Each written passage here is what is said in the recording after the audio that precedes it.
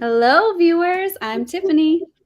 And I'm Alexis. Welcome to Legit KidLit. Today we welcome the talented author of middle grade novel Pippa Park Raises Her Game, Erin Yun, and the sequel, which I'm so excited for, Pippa Park Crush at First Sight, published by Fabled Films. Press comes out in 3 days on September 13th. I'm going to look for my book real fast. I've got it right here. I'm so excited. Go ahead. Yeah. Can you tell us a little bit about yourself and your books? Yeah. So hi, Tiffany. Hi, Alexis. Thanks so much for having me on. I'm so excited to be here. Like you said, my name is Erin Yun, and I'm the author of the Pippa Park series. So I'll give you just a little spiel about my books. So Pippa Park Raises Her Game is the first in the series, and it's about a Korean American girl named Pippa who receives a mysterious basketball scholarship to her local private school and becomes determined to use this opportunity as a chance to reinvent herself, both to impress her fancy new classmates, as well as an impossibly cute crush on the side. It's a book about family, first crushes, and new friendships, but above everything else, it's about one girl who, in trying to fit in, learns that maybe she's meant to stand out instead. Meanwhile, the second book, Pippa Park Crush at First Sight, picks up right where Pippa last left off. She's still juggling family responsibilities with basketball and fitting in, but on top of that, she's accidentally kind of maybe agreed to host the Royals' Christmas party, which could make or break her social life. This book has both double the drama and double the crushes, so I'm super excited for readers to check it out. As for what I'm doing currently, I'm actually going into my second year of grad school at Cambridge University. So as part of that, I'll be moving to England next year for a full year, which I'm really excited and a little bit nervous about too. That's amazing. How exciting. Thank you. I'm super excited. Yeah. Oh my goodness. I would love to go. Can we come visit you? Please do. I'll have a couch ready. Yes, that's awesome. So thanks for joining us today. For those who may not have had a chance to read Pippa Park Raises Her Game, can you complete this sentence? If you loved blank, you'll love Pippa Park. Ooh, okay. I would say if you loved Mia Thermopolis from The Princess Diaries or Yumi Chung from Stand Up Yumi Chung, then you would love Pippa Park. That's yes, awesome. we had Jessica Kim really? just a few episodes back. Yes. Okay, so watch that right after this. So they are very, yes, I agree. Very good comp titles there. Erin, in which ways would you say that you and Pippa are alike, and in what ways are you different? That's such a fun question. I actually think about that a lot on my own time as well. I think I'll start with the differences because there aren't that many differences. While we both did play basketball in middle school, first of all, Pippa is just like so much better of an athlete than I was, like way more dedicated too. She also has both of her parents are Korean while I'm half Korean, and she's way more ambitious than I was at that age. I was quite lazy when I was around Pippa's age. Meanwhile, we do have just tons of similarities. I would say we're both kind of optimistic warriors, if that makes sense. We also just tend to like babble a lot and use our hands constantly when we're talking, which I'm doing right now. It's also kind of interesting because we also have the tendency to procrastinate and we might not be the most organized, which I was actually diagnosed with ADHD after I finished writing the first draft of Pippa Park Crush at First Sight. So when I was writing the books, I didn't intend for Pippa to have ADHD because our thought patterns are just like so closely aligned. Sometimes it's a little bit difficult for me to parse out which elements are kind of core to Pippa's character and part of who she is, like part of who I am, and which kind of parts of herself she'll grow out with age and through her journeys in these books. That's really neat. What a journey that you kind of went through writing alongside her, right? Why would you say being kind in middle school is so important to Pippa? Yeah, I think that's a great question. And I think that actually it's interesting because when I sat down to write Pippa Park Raises Her Game, I didn't have a preset moral or lesson in mind. Instead, I kind of wrote her to be a real person, someone who makes both good and bad choices, and someone who occasionally goes down the wrong path, but always tries to own up and make things better. And so I think that while I was thinking about that, I was also just thinking about middle school in general and how it's such a tough time for kids. And I think that while kindness from others is so important, one thing that like is so important also is the kindness we show ourselves. And so throughout the Pippa Park books, Pippa is really learning to overcome her insecurities. And at the end of the book, when she finally does learn to like embrace herself fully, I just felt so happy for her because I think Pippa deserves to love herself and to be kind to herself. And I think that just all kids deserve that. So true. Yeah. And I do remember that's when I first read Pippa Park, that she did make mistakes, but that made her such a real character. Oh, thank you. Thank you. Yeah, I tried to give her some flaws, because I didn't want the perfect character. Middle school's hard. Middle school's so hard. So I'm a middle school teacher, and I'm just like, you just know. Yeah, I feel, and I remember those years. It's not easy. Oh, I still dream about them. Yeah. They do not leave very easily. Not at all. So, what do you hope readers will gain from reading these books? So I've been asked this question a couple times the past years, and every time someone asks me that, I like pause a bit to reflect because my answer shifts like every time almost. But right now, like I said, I didn't have a moral in hand when I sat down to write Pippa. But I think that if readers do take something away from Pippa, I just hope it's kind of a moment of happiness because life is hard, and these like past few years especially have been super hard on everyone. And as a kid, when I was upset, I remember I could lose myself in a book like The Princess Diaries or The Confessions of Georgia Nicholson. And even now, when I don't exactly remember like the details of all those books, I just remember those feelings of happiness and escape. So I think that if even like one kid just finds escape or joy in the pages of Pippa Park Racer Game, then I'll be so grateful for that. I think they will. Oh, thank you. Yeah. So switching gears a little bit, we heard that you are obsessed with personality quizzes. Can you name a quiz that you took that you loved and maybe one that you felt was totally wrong? I love this question because you're so right. I'm just like obsessed with personality quizzes. I take them for myself, for my characters. Like I even make them sometimes for my friends. For one that I think was really accurate for myself, I would say the 16 personalities quizzes. I'm not sure if you've heard of that. You could take it online for free, but it gives you kind of letters to tell your personality. So I took this for the first time about 3 years ago. And I was an ENFPT, which is actually the same type as Pippa. It stood for extroverted, intuitive, feeling, prospecting, and turbulent. But then I actually retook it a couple of weeks ago and I got an INFP. So I'm a little more introverted now, I think, through the past few years, which is really accurate because I love people and I love talking, but I'm also, at the end of the day, I need somewhere to like retreat back into. Yeah, you're like saying the same thing. Yes. But for terms of quizzes that maybe weren't so accurate, not to throw any quizzes under the bus per se, but I did take a BuzzFeed job aptitude quiz the other day, and it told me I should be a farmer of all things.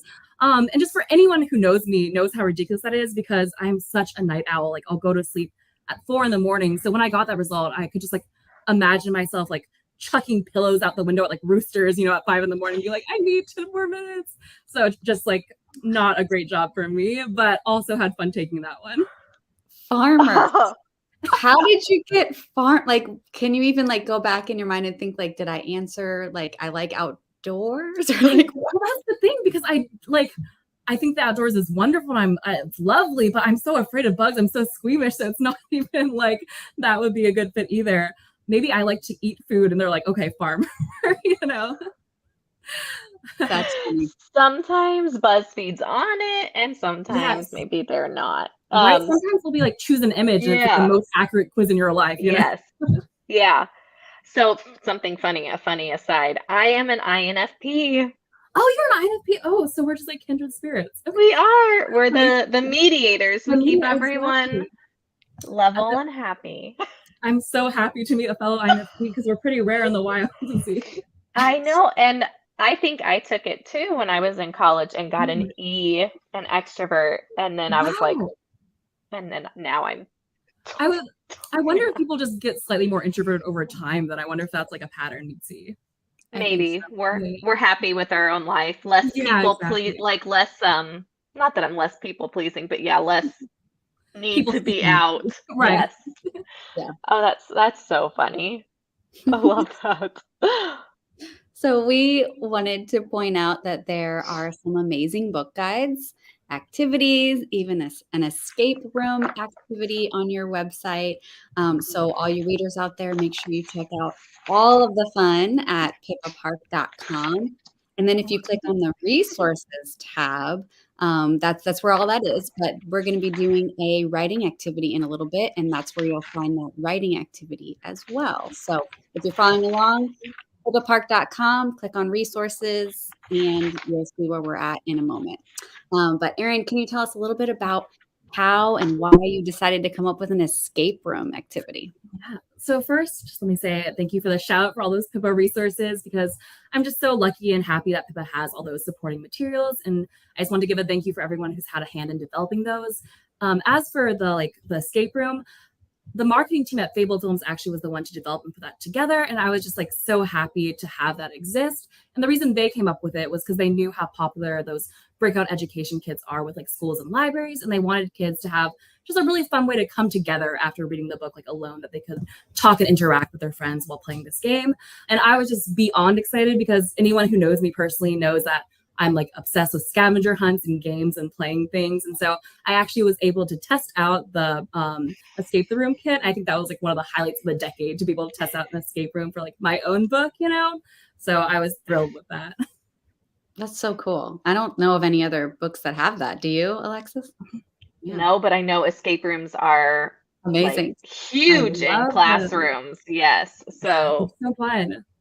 I wish this existed when I was in middle school, Yeah. I know. Oh, kids eat it up. They love it. They love doing those. So this will be a good one. Yeah. And your journal is kind of like that. The journal that you released for Pippa Park, right? Yeah, it has so many fun interactive. Activities. Well, it has a lot of personality quizzes too, so I'm definitely gonna shout out to those parts as well. But yeah, I love the journal. I think it's so much fun. So, and I love doing those things as a kid too. So just kind of surreal to grow up and have my own similar things to offer kids. Yeah. So we'd love to hear a recent favorite middle grade novel that you would recommend to us and our viewers. Yeah. I always I'm excited and nervous about this question, because I'm always reading half a dozen things at once. But I think one that stood out for me recently was I read The Boys in the Back Row by Mike Jung. And that was, if y'all read that, it's so witty and it's a really great book. It's really witty and tender and charming. And it's really perfect if you were ever in band, then you'll just gobble it up in an hour. I also just started Lindsay Curry's Scritch Scratch. I'm a huge horror fan, so I'm only a few chapters in, but I'm already okay, I know what I'm doing after this tonight. I'm just going to go back finish that up. It's amazing so far. Yes, it's almost spooky season. I know, which is my favorite season. Yes, you need a Pippa Park Halloween book. I know. I'm maybe in the future. Yeah. Yes. Scritch Scratch is kind of scary. That one scared me. Oh, middle grade books can be super scary. The Spirit Hunters by L&O. I remember reading that a couple years ago, and some of the descriptions I was I need to set this book down and come back in 10 minutes. It was super good. I know. All right. Well, we are close to the end. It went by so fast, but we would love to for you to walk us through a fun writing activity. Okay, yeah, for sure. So I didn't mention this earlier, but Pippa Park Raises Her Game is actually inspired by Charles Dickens' Great Expectations. It's kind of a loose retelling. So in Great Expectations, there's a boy named Pip who receives a mysterious benefactor to become a gentleman, whereas in Pippa Park, she receives a mysterious scholarship that allows herself to reinvent herself. So I'm actually going to walk you through the retelling process of the start of it together, which is something I include in my author program when I go to schools. I actually help the kids make their own retelling. So there's a sheet that I know that you mentioned earlier that's online if people want to follow along. Since just for time constraints, we're only going to do a couple of the retelling steps. But the first step in that process is we actually have to decide what book we're going to retell.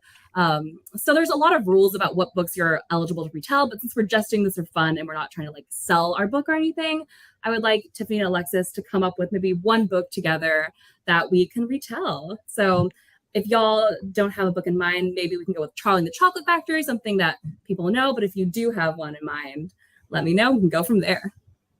Alexis, do you have anything else in mind? Or let's go with Charlie. Charlie and the Chocolate Factory? Yeah. Okay, great.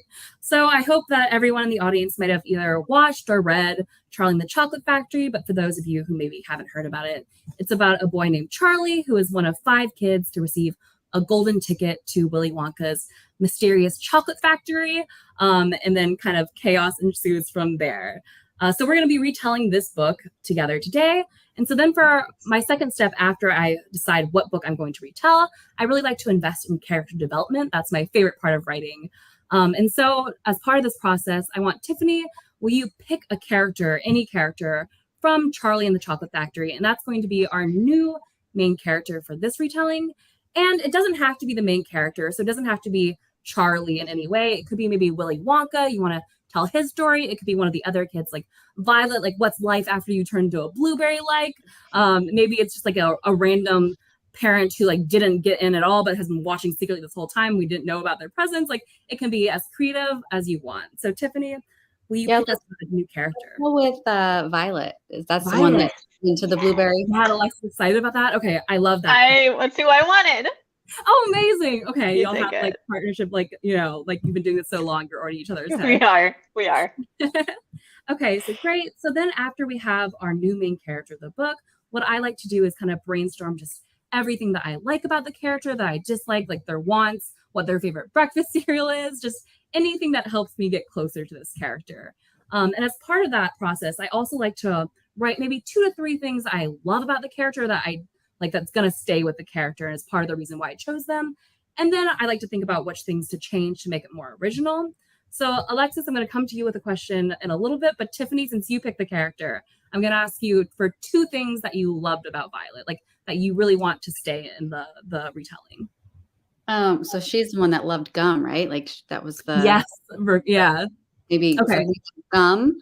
So you want to keep gum as like her signature thing. So that's like for sure.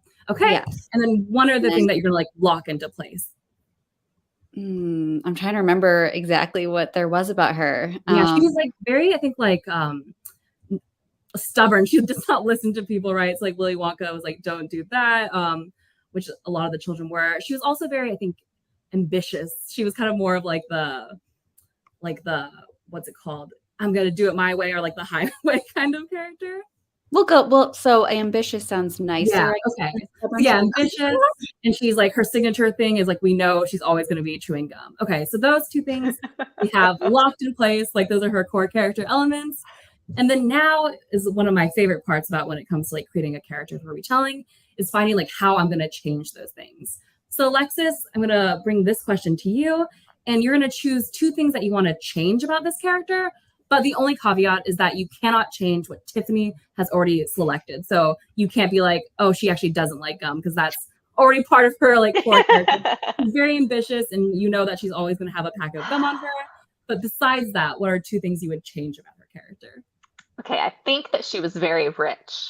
Yeah, she was actually. So I think she should not be rich. Ooh, I like that change a lot. Like changing like the background of a character to see how that like influence her life as she grew up or anything like that. Maybe she's ambitious because she wants more than what she has. That makes sense. And then it kind of like puts her from like the side character to like to a sympathetic main character. You know, we need like a reason to like sympathize with her. Okay, I love that one. And then one more change. Okay, maybe. Oh my gosh. It could be a change about her personality, or it could be a change about like what she does in the book itself. Like what? Maybe, okay. Yeah. So maybe she doesn't get turned into a blueberry, or maybe it's like it's her life after a blueberry. You know, like what happens then? How about like? I'm trying to think of something kind of scary. Like if she ate the gum and her teeth got stuck together. Okay, I really like that too, because I've always thought that Charlie and the Chocolate Factory has some creepy, scary moments. Has the potential to like almost be like a horror. So I love that, because we already have like things that are. I love that you chose the gum, because I think that is kind of like every character needs like that iconic symbol to represent them, and so I feel like she'll still be recognizable as herself, but by changing like the way she grew up and kind of like the genre almost of the story. I think it'd be really cool. Now I kind of want to read that like right now. I'm like, I wish it existed. And there's a lot more steps of retelling, like choosing point of view and things like that. But since we don't have time today, if anyone is interested in retelling, the worksheet like walks you through everything. But that's like one of my favorite things to do when I go to a new like school, is to walk people through this process. That's really fun. And y'all were doing really good. Like, I'm just like, I really do want to read it. I think if our You viewers come up with something, they should leave a comment and like, what Please do. what book would you retell and what would you change? Because Yeah, I'm exactly. gonna write this down in my ideas book because we're gonna do Right? it. Creepy horror, like probably like I can already see like the comps right now. Yeah. I love it. I really appreciate too how like supportive and calm you were with us because like I was a little nervous at first when you were walking us through it. Oh, y'all did But great though. well, and thank you for being a great leader because I was nervous, but then like you would say, well, think about this and think about that. So you did a wonderful job facilitating as Oh. well. Yeah, you're a natural teacher. Oh my gosh, thank y'all so much. And I'm like the same thing. I was kind of nervous for a live interview, but I was like, y'all just made me feel instantly at ease. So thank you so much for that. Oh, good. Well, here we Oh, are at the end. I know I'm sad to leave, but thank you so much, Erin, for Bye. hanging out with us Thank today. you for having me. It was Yay. amazing. Yes, kids, go out and get that book. Teachers and librarians, grab it. Go to pippapark.com and find those resources and book an author workshop program with Erin. Amazing. Thank y'all so much. Yeah, and thank you to all of our readers. We hope you enjoyed our show and are inspired to pick up some new and amazing books, especially Pippa Park.